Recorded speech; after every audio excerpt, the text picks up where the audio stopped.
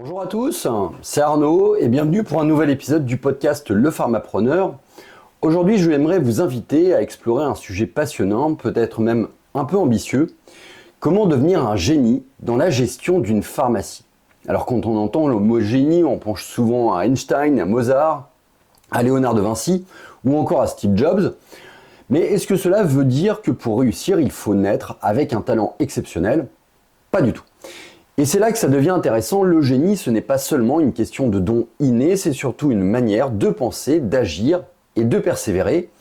Dans cet épisode, je vous propose d'adapter cette réflexion au monde de l'officine, parce que soyons clairs, diriger une pharmacie aujourd'hui c'est un vrai défi entrepreneurial.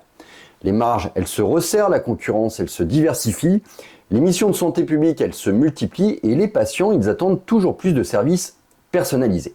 Alors comment tirer son épingle du jeu et se hisser parmi les pharmaciens qui inspirent, qui innovent et qui réussissent durablement? La première chose à comprendre, c'est que le génie en pharmacie, comme ailleurs, il ne repose pas sur un privilège réservé à quelques élus. Ce n'est pas la mémoire exceptionnelle de tel confrère, ce n'est pas la capacité commerciale innée de tel autre, ce n'est pas non plus un charisme naturel qu'on aurait ou qu'on n'aurait pas. Le génie officinal, il se construit avec du travail, de l'organisation, des remises en question et une vision claire. Et c'est cette idée que nous allons décortiquer ensemble. Certains vont peut-être se dire « Ok, mais en quoi c'est utile de parler de génie ?» On gère déjà cette chose au quotidien. Et justement, si l'on transpose cette idée, être un génie en pharmacie, ce n'est pas être parfait, c'est apprendre à voir plus grand que le simple acte de délivrance, c'est savoir conjuguer trois dimensions, la santé publique, la gestion économique et l'expérience patient. En d'autres termes, être un génie de la gestion de pharmacie, c'est réussir à équilibrer des enjeux parfois contradictoires tout en gardant une vision à long terme. Et je tiens à insister sur ce point, devenir un génie, ce n'est pas un état figé, c'est un chemin. Un pharmacien qui réussit aujourd'hui ne se repose pas sur ses acquis, il observe, il innove, il se forme, il teste, il ajuste, exactement comme un chercheur qui affine ses expériences ou un artiste qui retravaille sans cesse son œuvre. Donc, si vous écoutez ce podcast, dites-vous bien que la notion de génie appliquée à l'officine, c'est avant tout une discipline quotidienne. Mon but aujourd'hui, ce n'est pas de vous donner une recette miracle, je veux plutôt partager avec vous 6 clés pratiques que vous pourrez adapter à votre officine. Ces clés, ce sont des attitudes, des stratégies, des manières de penser qui, cumulées, peuvent réellement transformer votre manière de gérer votre pharmacie.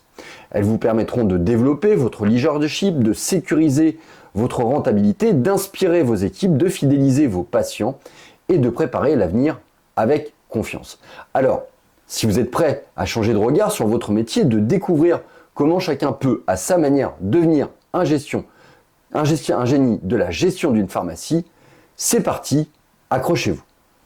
Alors, être pharmacien, c'est porter plusieurs casquettes à la fois.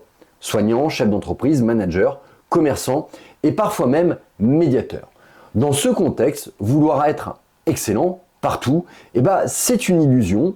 C'est là qu'intervient finalement la notion de domaine de génie, l'espace où se rencontrent vos compétences naturelles, votre passion et vos efforts. C'est ce qui vous rend unique et qui, bien exploité, devient un véritable levier de différenciation pour votre officine. En d'autres termes, identifier votre domaine de génie, c'est découvrir ce que vous faites mieux que la majorité, là où vous apportez plus de valeur, où vous ressentez le plus de plaisir à travailler.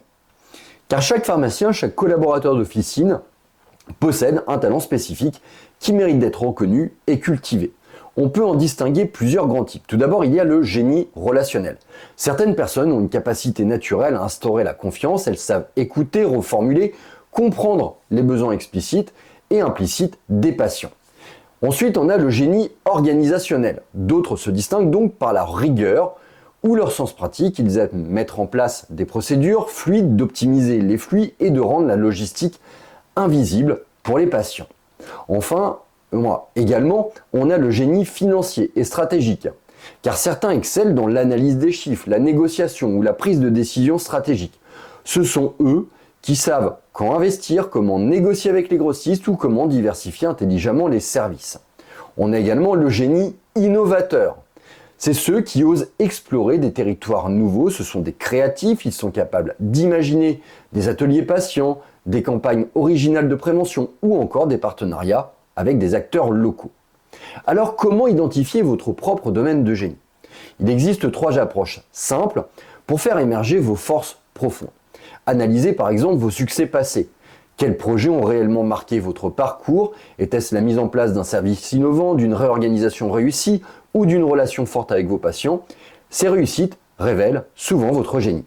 Il y a le fait de recueillir des retours extérieurs. Souvent, les autres voient mieux que nous nos points forts. Demandez à vos collaborateurs, à vos associés ou même à vos patients, selon vous, qu'est-ce qui fait ma force? Vous pourriez être surpris par leurs réponses. Et puis, il y a le fait d'écouter votre énergie. Un vrai domaine de génie, ce n'est pas seulement ce que vous faites bien, c'est ce qui vous donne de l'énergie. Quand vous sortez d'une tâche plus motivée que fatiguée, c'est le signe que vous touchez à votre génie. Alors prenons quelques exemples concrets d'application. Si votre domaine de génie, c'est la logistique, vous pourriez développer un système intelligent de gestion des stocks qui réduit les pertes, qui améliore la disponibilité des produits. Si votre force, c'est la relation humaine, alors concentrez-vous sur l'expérience patient, l'écoute active, le suivi personnalisé, les programmes de fidélisation. Si votre génie, c'est le financier, alors vous saurez piloter votre trésorerie, négocier les meilleures conditions et sécuriser les marges pour investir dans de nouveaux services. Identifier et cultiver son domaine de génie, ce n'est pas un luxe, c'est un point de départ, il est essentiel, c'est ce qui permet de mieux répartir les rôles dans l'équipe, c'est ce qui permet de concentrer vos efforts sur ce qui a le plus d'impact et de bâtir une stratégie de croissance solide et durable. Un pharmacien qui connaît son domaine de génie, c'est un pharmacien qui gagne en clarté, en efficacité et en sérénité. Une fois que vous avez identifié votre propre domaine de génie, vous pourriez être tenté de penser que cela suffit, mais soyons réalistes, personne ne peut exceller partout. La pharmacie, c'est un univers complexe où il faut gérer à la fois la relation patient, la logistique, la réglementation, la rentabilité, l'innovation, le management. C'est impossible d'être un génie sur tous les fronts. La clé, c'est donc de s'entourer de personnes qui brillent là où vous êtes moins fort. Aussi, en collaborant avec des talents complémentaires, vous allez créer une dynamique qui va propulser l'ensemble de l'équipe. Ces personnes, elles apportent leur expertise, mais pas seulement. Elles élèvent vos standards, elles vous inspirent, elles vous obligent à sortir de votre zone de confort. Travailler avec des personnes brillantes, c'est aussi accepter d'être challengé.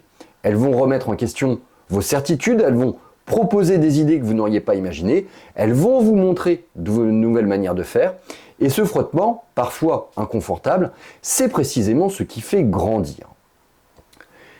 Alors comment attirer et trouver les bons talents? Déjà, il y a le réseautage actif. Le fait de participer à des événements professionnels tels que des congrès, des séminaires, des formations, non seulement vous y rencontrerez des confrères inspirants, mais aussi des experts venus d'autres univers marketing, digital, santé connectée, qui peuvent enrichir votre vision. Ensuite, il y a le fait d'investir dans la formation. Former ses collaborateurs, c'est leur donner les moyens de devenir des experts dans leur domaine. Un préparateur passionné qui se forme au merchandising peut transformer votre espace de vente. Un adjoint formé en communication digitale peut booster votre visibilité locale. L'autre point, c'est de chercher des mentors et des modèles. Un mentor pour être un pharmacien chevronné, peut-être un entrepreneur d'un autre secteur ou même un coach en management. L'important, c'est de vous inspirer de leurs pratiques et d'adapter ce qui fonctionne à votre officine. Alors, abordons maintenant la force de cette diversité des compétences. Imaginez une équipe où un collaborateur est passionné par les nouvelles technologies et vous aide à intégrer les outils de digitalisation. Un autre, c'est un vrai talent du marketing, il développe des actions pour attirer une patientèle plus jeune. Un troisième excelle dans le relationnel et fidélise vos patients réguliers. Cette diversité, c'est une richesse. Chacun couvre un plan du métier et ensemble, vous formez une équipe équilibrée et compétitive. En réalité, une officine performante ressemble à un orchestre. Vous, en tant que titulaire, vous êtes le chef d'orchestre, mais sans les musiciens talentueux, chacun jouant sa partition, la symphonie ne peut pas exister. S'entourer de génie ne veut pas dire uniquement recruter les meilleurs profils. C'est aussi cultiver un environnement où chacun peut donner le meilleur de lui-même. Et donc cela passe par de la reconnaissance, par de l'autonomie dans les missions, par une vision commune, partagée par toute l'équipe. Et quand un collaborateur sent qu'il est valorisé, qu'il peut expérimenter, qu'il contribue réellement au succès collectif, alors, et alors seulement, il libère son potentiel. Vous l'avez compris, s'entourer de génie, c'est comprendre que votre réussite, elle ne repose pas uniquement sur vos épaules, c'est créer une équipe où les forces de chacun se complètent, s'amplifient, se construisent comme quelque chose de plus grand que la somme des individus. En pharmacie, comme dans toute entreprise, c'est cette alchimie collective qui fait la différence entre une officine qui survit et une officine qui prospère durablement. Alors quand on pense au génie, on imagine souvent des bouleversements spectaculaires. Une invention révolutionnaire, une idée qui change tout du jour au lendemain. Mais en réalité, les plus grands progrès, ils viennent rarement d'un grand coup d'éclat. Ils naissent plutôt d'un processus patient, l'art de peaufiner chaque détail, encore et encore, jusqu'à atteindre l'excellence. Dans le monde officinal, c'est la même chose. Vous n'allez pas transformer votre pharmacie en une semaine, mais bien en multipliant les petites améliorations régulières, ciblées, vous allez construire un avantage durable. Je vais vous parler un petit peu de la philosophie Kaizen. Cette approche, elle est connue au Japon et elle signifie amélioration continue. Le principe, il est simple. Plutôt que de chercher une révolution brutale, on cherche chaque jour un petit pas en avant. Résultat, au bout d'un an, l'accumulation de ces pas crée une transformation majeure. Dans une officine, le Kaizen, il peut se décliner dans 3 grandes dimensions.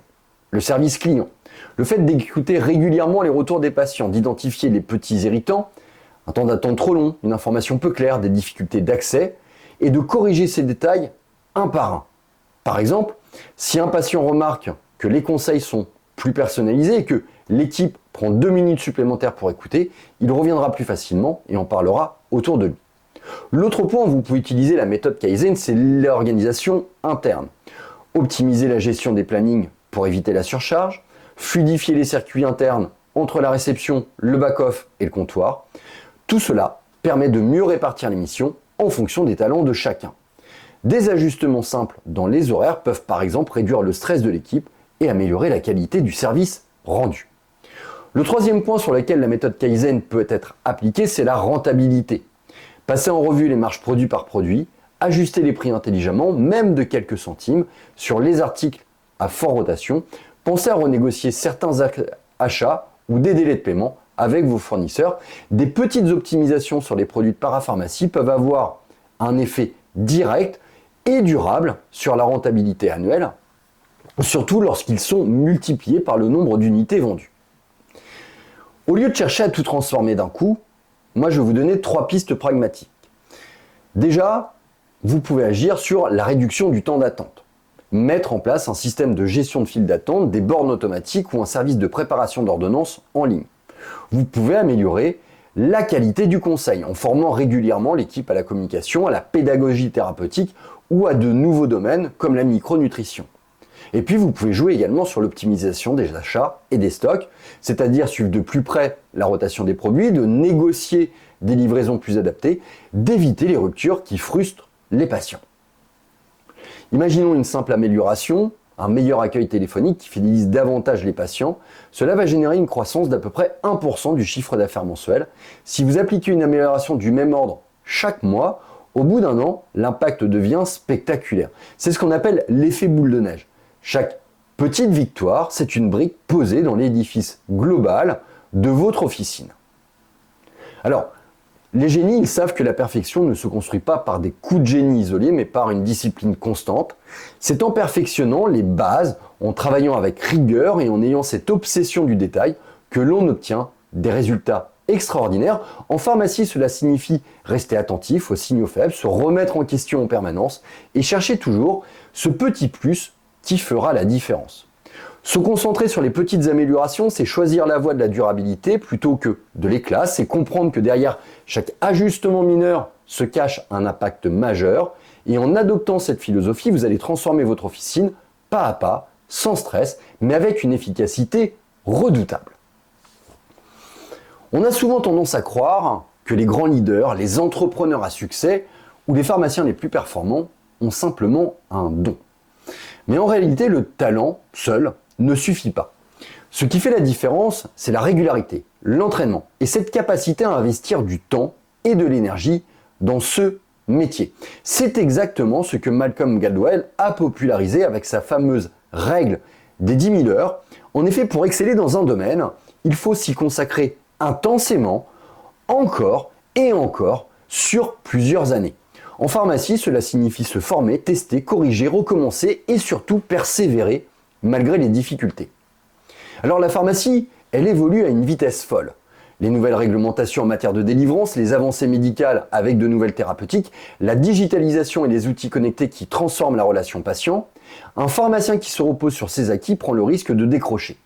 Investir du temps dans la formation continue, c'est s'assurer d'être toujours en phase avec les besoins des patients et les attentes du système de santé. Cela peut passer par la participation à des congrès professionnels, des formations de type e-learning qui sont accessibles depuis l'officine, des webinaires interactifs pour échanger avec des experts. C'est un effort qui est régulier, mais c'est aussi ce qui garantit de rester compétitif. Être un bon gestionnaire, ce n'est pas seulement savoir lire un bilan comptable, c'est aussi savoir gérer une équipe, la motiver au quotidien, résoudre les conflits rapidement, développer une culture d'entreprise positive. Cela prend du temps parce que chaque collaborateur est unique. Certains ont besoin d'autonomie, d'autres de cadre, certains d'encouragement, d'autres de défis. Un pharmacien qui investit du temps à écouter, à comprendre son équipe, verra un retour énorme. Moins de turnover, plus d'engagement et un climat de travail beaucoup plus serein. Maintenant, parlons négociation avec les grossistes. Un débutant va se focaliser uniquement sur les prix d'achat. Un expert, lui, sait que la vraie valeur, elle est ailleurs, dans les délais de paiement prolongés, dans des remises sur volume, dans des produits en promotion ou en exclusivité. Mais cette expertise, elle ne s'improvise pas. Et c'est là où on comprend la nécessité de formation. Elle se construit. Analyser ces données, identifier les produits à forte rotation, à négocier en priorité, bâtir une relation de confiance, montrer aux fournisseurs qu'on est un partenaire fiable, assurer un suivi rigoureux, vérifier que les conditions négociées sont respectées et ajuster ses commandes en fonction. C'est du travail, c'est parfois fastidieux, mais à long terme, ces efforts font une vraie différence sur la rentabilité. C'est là où on applique la loi des 10 000 heures. On travaille, on bosse, on enchaîne, on apprend, on se développe, on s'améliore. Alors, vous le savez, on vit dans une société qui valorise l'immédiateté, mais en pharmacie, le succès, il n'arrive pas en un claquement de doigts. C'est le fruit d'un travail acharné, d'une pratique régulière, d'une capacité à apprendre de ses erreurs. Il va falloir intégrer que chaque échec, c'est une leçon, chaque effort, c'est une pierre ajoutée à l'édifice. Et surtout, plus vous investissez dans votre expertise, plus vous devenez une référence inspirante pour vos équipes et vos confrères. Bref, la gestion d'une officine, ce n'est pas une course de vitesse, c'est un marathon. Les pharmaciens qui réussissent sont ceux qui, jour après jour, acceptent de travailler sur eux-mêmes, sur leurs équipes, sur leur entreprise. Et les fruits de ce travail, ils se voient partout. Une meilleure rentabilité, une équipe soudée et motivée, et des patients qui deviennent de véritables ambassadeurs de votre pharmacie. Travailler dans une pharmacie, ce n'est pas seulement gérer des stocks ou délivrer des médicaments, ça vous le savez, c'est une profession profondément humaine, au carrefour de la santé publique, de la prévention et de l'accompagnement des patients. Se relier à une cause plus grande transforme votre activité quotidienne en une véritable vocation. Cela ne se traduit pas forcément par des actions spectaculaires, parfois un petit geste, un conseil personnalisé ou une initiative locale suffit à changer la vie de vos patients. Lorsque votre travail s'inscrit dans un objectif qui dépasse la simple transaction commerciale, vous nourrissez à la fois votre motivation personnelle et celle de votre équipe. Alors, moi je vous invite à identifier les causes concrètes liées à votre activité. Par exemple, le bien-être des patients. Vous pourriez orienter votre officine vers un public ou un besoin spécifique. Les personnes âgées polymédiquées, à savoir optimiser le suivi des traitements, simplifier les prises de médicamenteuses et proposer un accompagnement personnalisé. Les jeunes parents, en soutenant les nouvelles familles avec des conseils adaptés, des ateliers ou des suivis de prévention. Ces initiatives ont un double effet, elles améliorent la qualité de vie des patients tout en valorisant votre officine comme un lieu de confiance et d'expertise. Vous pouvez aussi avoir la volonté de maintenir le maillage médical dans une zone rurale. Car en milieu rural, la pharmacie joue un rôle stratégique pour garantir l'accès aux soins. Vous pouvez donc mettre en place des permanences de soins ou de téléconsultation, organiser des livraisons de médicaments à domicile, collaborer étroitement avec des médecins, des infirmiers ou d'autres professionnels de santé. Bref, dans ce contexte, votre officine, elle peut devenir bien plus qu'un lieu de dispensation. Ça devient un pilier de la communauté qui est essentiel à la santé publique locale. Vous pouvez avoir aussi la volonté de développer la prévention et la sensibilisation. La prévention, c'est un levier puissant pour donner du sens à votre activité. Le dépistage du diabète ou de l'hypertension, les campagnes de sensibilisation au risque cardiovasculaire, l'accompagnement dans l'arrêt du tabac ou la vaccination. Ces actions, elles montrent votre engagement pour la santé globale, tout en renforçant l'image de votre officine auprès des patients et des partenaires de santé. Moi, je vous invite à réfléchir aux bénéfices de se connecter à une cause plus grande. Vous pouvez avoir un impact durable, car ces initiatives, elles dépassent le cadre de la simple vente, elles créent des liens solides avec la communauté, elles fidélisent la patientèle et elles améliorent la réputation de votre officine sur le long terme. Cela générera chez vous une motivation accrue, car travailler pour une mission qui a du sens, cela va rendre vos efforts quotidiens plus motivants, les défis vont devenir des occasions de contribuer à quelque chose de plus grand que vous, et non de simples obstacles à surmonter. Et puis ça vous donne aussi un avantage concurrentiel, car les patients et la population locale sont de plus en plus sensibles aux valeurs des entreprises qu'ils soutiennent.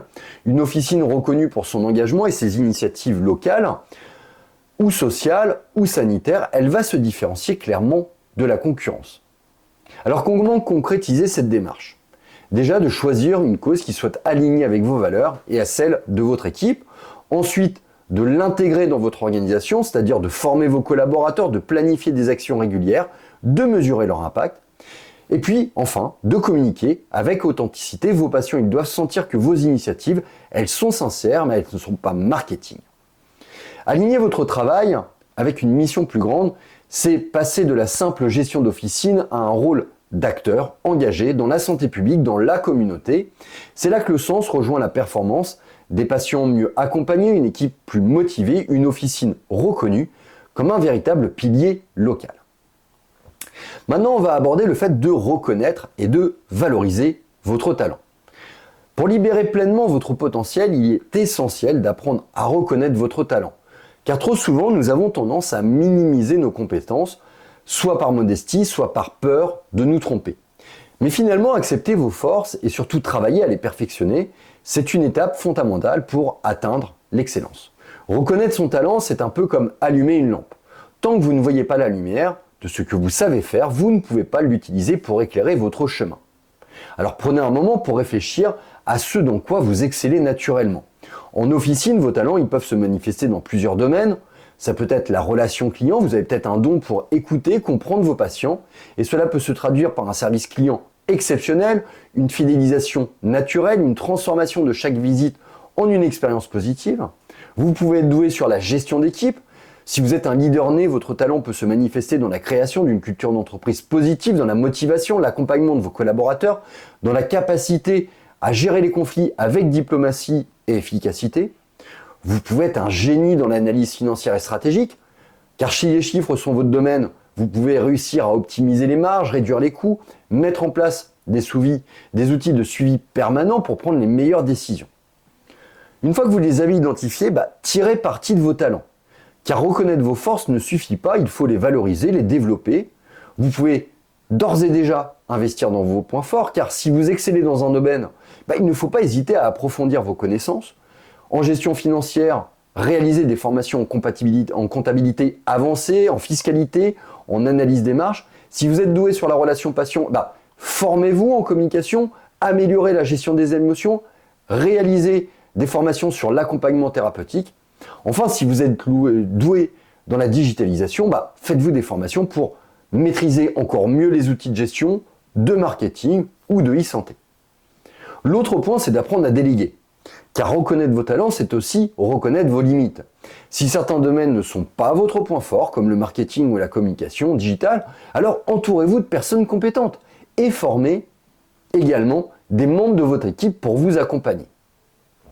Le troisième point, c'est de communiquer sur vos compétences. Ne restez pas discret sur vos réussites, partagez vos succès avec vos collaborateurs afin de renforcer leur confiance, montrez vos méthodes, vos bonnes pratiques, inspirez votre équipe et vos patients à reconnaître la valeur de votre expertise. En valorisant vos talents, vous encouragez aussi votre entourage à développer les leurs.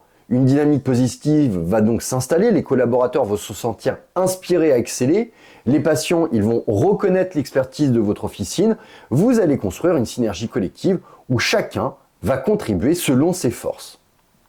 Aussi, reconnaître et valoriser votre talent, c'est investir dans vous-même et dans votre officine, c'est transformer votre potentiel individuel en un moteur collectif, en inspirant votre équipe et en renforçant la confiance de vos patients. À terme, c'est cette reconnaissance et cette valorisation qui vont faire la différence entre une officine qui fonctionne et une officine qui excelle durablement. Reconnaître vos talents et lier votre travail à une cause plus grande ne sont pas seulement des stratégies pour mieux gérer votre officine. Ce sont des approches qui donnent indéniablement un sens profond à votre quotidien et qui transforment votre pharmacie en bien plus qu'un lieu de transaction. Ça devient un espace où chaque interaction avec un patient compte, cela devient un lieu où vos actions ont un impact réel sur la santé et le bien-être de votre communauté. Cela devient un terrain où votre expertise et votre passion prennent toute leur valeur. Alors récapitulons ensemble ces 6 clés que nous avons explorées dans cet épisode. Le fait d'identifier votre domaine de génie, c'est-à-dire de concentrer vos efforts sur ce que vous faites de mieux et ce qui vous passionne. S'entourer de génie, c'est-à-dire de collaborer avec des talents complémentaires pour créer une dynamique d'excellence collective. Se concentrer sur les petites améliorations, car chaque détail compte et l'accumulation des petites victoires transforme durablement votre officine. C'est investir du temps et de l'effort, car le talent ne suffit pas, la pratique, la formation et l'expérience sont vos meilleurs alliés. C'est lier votre travail à une cause plus grande, c'est-à-dire de donner un sens à vos actions. Cela va renforcer votre motivation et votre impact sur la communauté. Enfin, reconnaître et valoriser votre talent, c'est accepter vos forces, les perfectionner et inspirer votre équipe à faire de même. Ces clés, ce ne sont pas de simples conseils, ce sont des leviers concrets pour transformer votre officine et votre parcours entrepreneurial.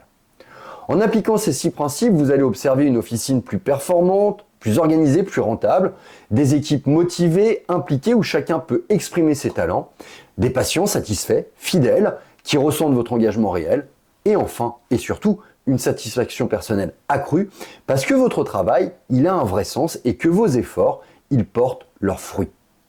Le vrai défi commence donc maintenant, mettre en pratique ces clés dans votre quotidien, une action après l'autre, selon la méthode Kaizen, car souvenez-vous, l'excellence en pharmacie, ça ne se construit pas du jour au lendemain, mais pas à pas, avec intention, patience, constance.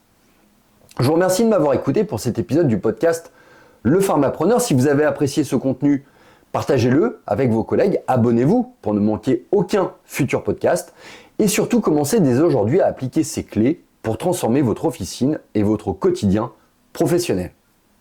Je vous dis à très bientôt sur votre podcast Le Pharmapreneur, le seul podcast où l'on parle entrepreneuriat et gestion officinale. À très bientôt.